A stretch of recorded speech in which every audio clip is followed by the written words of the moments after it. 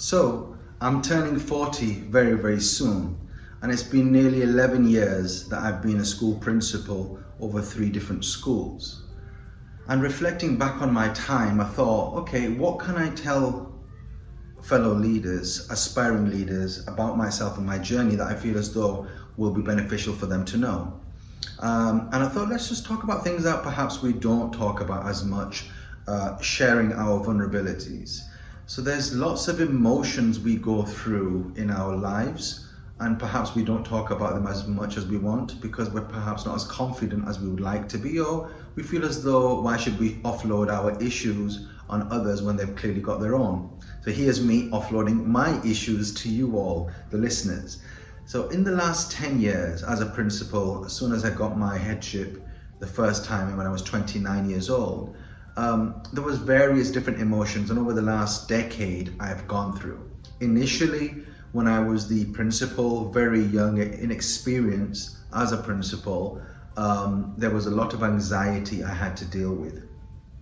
In work, when I went home, I really did feel a lot of anxiety and sometimes really low points when it came to decisions.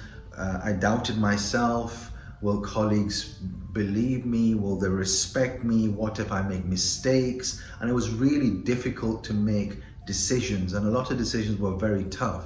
I would probably say my first headship was the most challenging of all 3 headships I've had. First of all, because I was inexperienced, and secondly, because of the way the first headship was. It was completely different to the other 2 that I've had. So initially, I did feel a lot of anxiety, anxious a lot of the times. Of course, no one knew this. You had to have a smile on your face and say it with confidence so that others believe you. If you were a blabbering mess as a leader, others around you perhaps would not believe you and you'd lose your credibility. So there was an issue with that. This went on to the next part of, did I feel worthy? Initially as a school principal, was I worthy to have that title?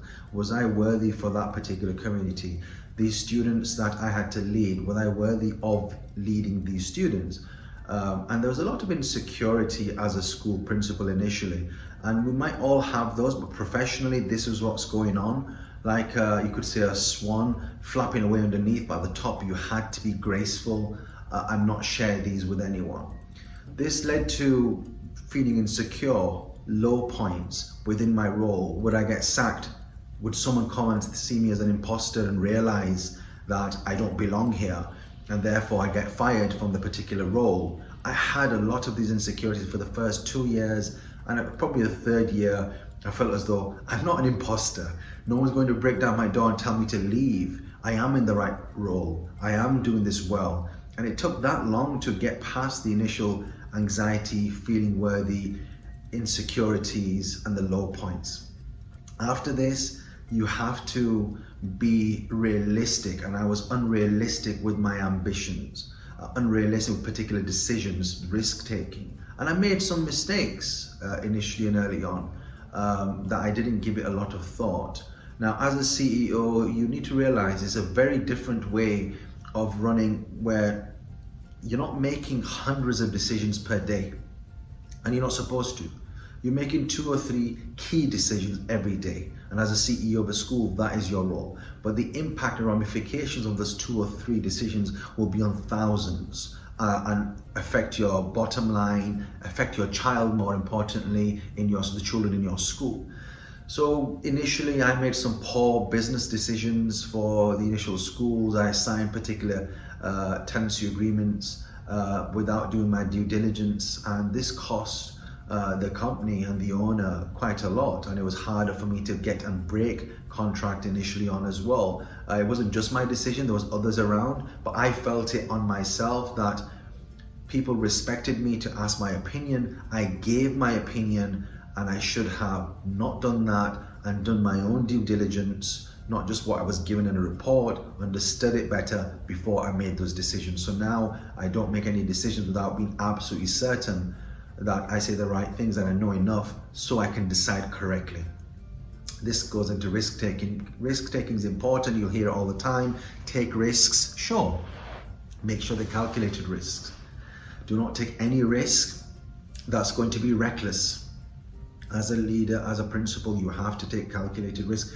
Your organization, your school depends on it. It's so important to do that. Don't just fall on this mantra of risk taking. You've got to be very careful. You take personal risk in your life.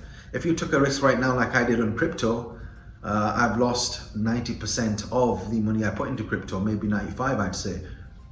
It's a problem. If you were to do the same thing with your school financially, do you think people will say, well done, you took a risk? No. Calculated risks, it's very, very important you do that. Initially, as a young principal, I was angry a lot of the time.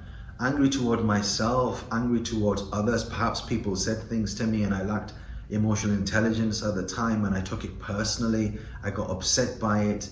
It was very hard to be grounded and balanced. And over time you realize and this anger subsides and you get better at coping and building that emotional intelligence and that resilience towards feedback and actually listening to feedback and not just hearing people out. Really important you actually do that.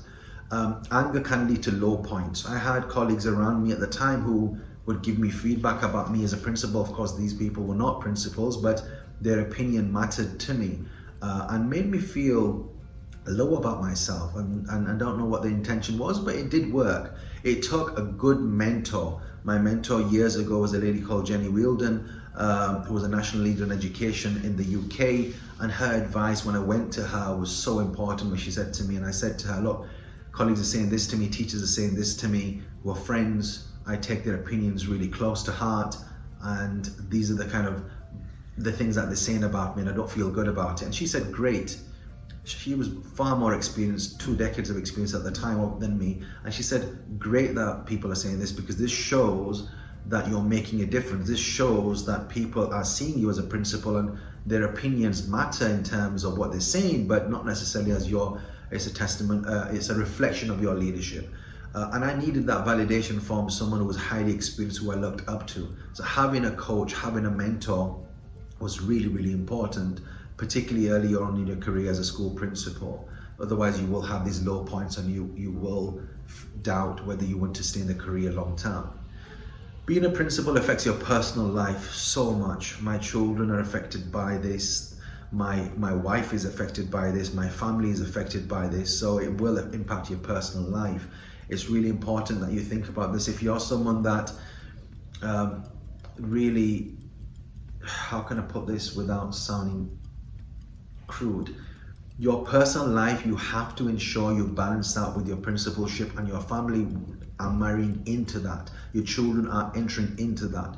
Your life will be dominated by your headship, your principalship, and it's important you have this conversation with your kids and your wife or your husband, and it's really important they understand that this will dominate a lot.